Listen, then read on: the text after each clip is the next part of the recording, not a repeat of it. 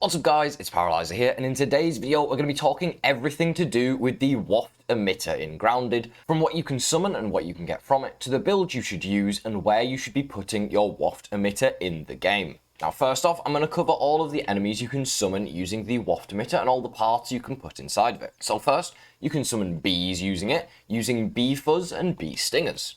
You can also get black workers and soldier ants using the 3 parts dropped by the black ants. You can also summon black ox beetles using either their parts or their horns. I probably recommend use the parts though, as you want to use the horns for tier 3 rocks.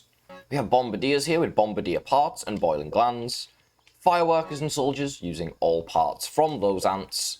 Infected enemies, so that's the lava, weevil, mite and ladybug, no infected gnats.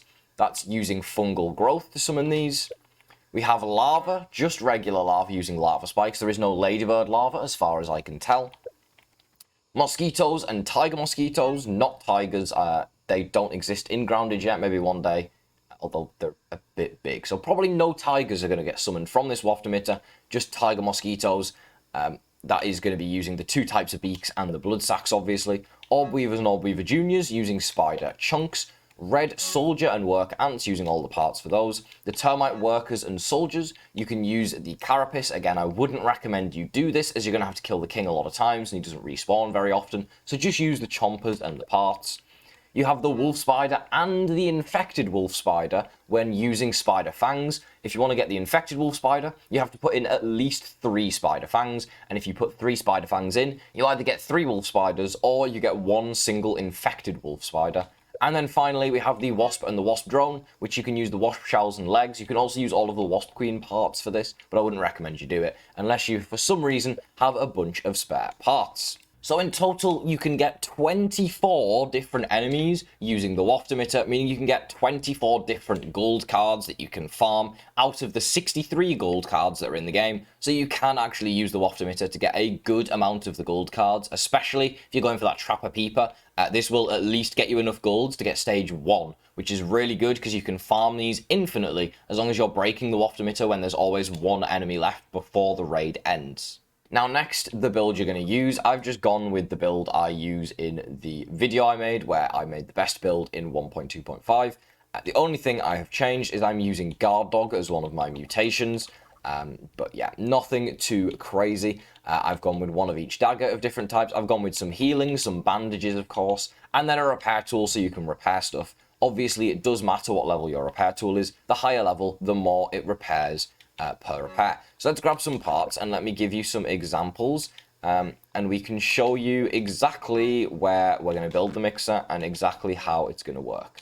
So here is the Waft Emitter. As you can see, we're over by the Java Matic. I've placed some pillars here, and they've gone up, and then you have a way up here using the ladder to get to the top, to get to your Waft Emitter. So let's just go ahead and let's start a raid. Let's start with a mosquito raid. We'll go with max enragement, because we're not scared. Now, there is a slight problem with being up here. And this is that the enemies can sometimes take a while to get here. But honestly, it might just be because I have a bunch of stuff built around the map, so they're just going around destroying everything. You're going to want to make sure you don't have anything built nearby, because the enemies are just going to go after it all and try and break it. But let's wait for these mosquitoes to get over here. Okay, here's the first set of mosquitoes, and as you can see exactly why we've decided to build here. Look at that. They are all attacking the mixer, or the module, or whatever you want to call it. Now, I know what you're thinking, but Paraly, surely they can just break that.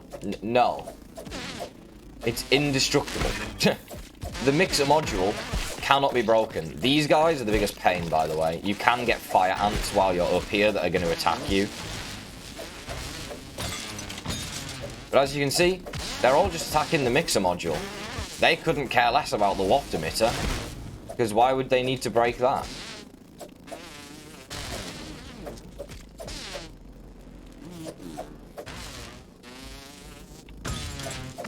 There we go, easy peasy. Look at that, the floor took a little bit of damage. Oh dear, let's repair our floor from the 1 hit it took. Genuinely, it was probably me that hit that floor. Probably wasn't even the enemies. There we go, mosquito raid done. Okay, let's try a black ox beetle raid. These guys, very, very dangerous, of course. We're going to be very careful here. Let's loot, see if we can get any gold cards or anything. Now, the main reason you would obviously want to be using the Waft Emitter, there's two reasons. Number one, you want to farm parts. So you're trying to get these parts so that you can complete a bunch of stuff, like you might want Black Ox Horns, for example. So you could run other mutations like Dissection Expert and Rascal Rogue, or switch between them so that you get more loot. And then the other reason you'll be doing this is for gold cards. I listed every single bug that you can spawn using the Waft Emitter at the start, and you can get a gold card from every single one of those, including the infected wolf spider, as mentioned. So yeah, let's wait for these Black Ox Beetles to arrive. Okay, it looks like we've got a train of Black Ox Beetles on the way. They're taking their time. They are very, very slow. It's genuinely taken them like 2 minutes to get here. But as you can see, he's not very happy. He's going to go in for the attack, and he's going to attack the Java-matic mixer. Oh.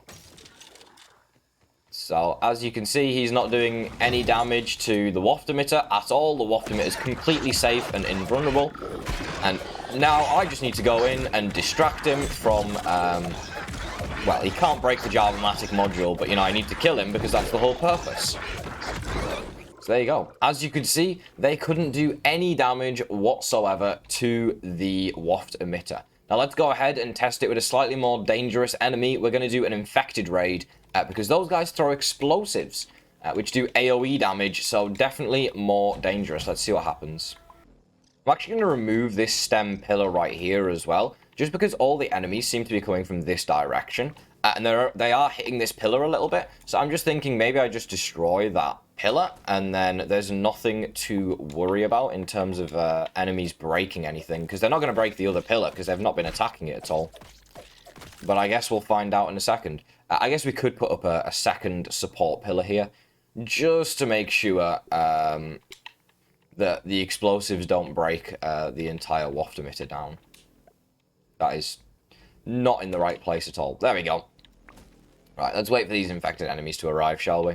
Okay, here comes our first set of infected enemies. Looks like we've got a couple of lava coming up here. It shouldn't be too dangerous, but we'll see what happens. I'm sure they're going to try and attack my mixer module. There we go. They're just trying to break the module yet again. There's nothing they can do. They can't destroy it. They do have an explosive attack, but again, explosive attacks are going to do nothing in this situation. The pillars, you could build the pillars further away and extend them so they are a bit further from the damage, but they're not taking any damage. As you can see, the repair tool would show up if they were. And now I just need to go in and just slash them, and they're gone. Very easy, nothing to worry about whatsoever. The enemies are all coming from this direction, by the way, and they are taking a while to get over here. I don't know why, but I'd rather they took a while to get here, and we were safe, than we were in danger. If you are struggling, or you don't want to wait, or the last enemy isn't arriving, or you want to farm extra parts, you can break the Waft Emitter mid-raid, it cancels the raid, and you get all of your parts back. So if you do this with only one enemy remaining on max level raids, then you can farm infinite parts. That is actually a glitch in the game you can use right now. But yeah, this location, it can be a little bit slow, but it is very, very good in the sense that it is indestructible. This cannot be broken whatsoever. I'm going to show you one more location that I use typically, which is a lot faster, but it can be a little more dangerous. For the next location, I've moved over to my solo medium world. So if you notice some slight differences, it's because this is actually one of my survival worlds. The way you're going to set up this Waft Emitter is the Waft Emitter itself. You're going to set like a little floor here if you need it to parkour over, and then the Waft Emitter itself goes in the middle here. But if you try to unleash a waft, it won't let you, because the enemy has to be able to get to the waft for you to be able to unleash it. So what you're going to need to do is you're going to need to go down here and place any sort of a ramp just in the corner here, like inside of the wall, if you can, as far in as possible. Just place any ramp down there. It doesn't have to be a clay ramp. It can be any sort of staircase or ramp. And now we should be able to unleash our waft. Very simple. We've got a raid incoming. Obviously, I'm going to use the club here because it's spicy that they're weak to. I probably should have cleared out my sour boys first. That's going to be a slight issue. Let's go ahead and get rid of these old Weaver Juniors and stuff. But this should cause a raid with Orb Weavers and Orb Weaver Juniors when you use Spider Chunks. So let's go and see. And they should come from two directions. The first direction is on the left side here by this thistle plant. And the second direction is on the right side over there, which is where you can see them coming from right now, is over here. Now, the reason I removed my Waft Emitter in this world, actually, is because I've just realized that they're going to break through my pet enclosure, which is not a good idea.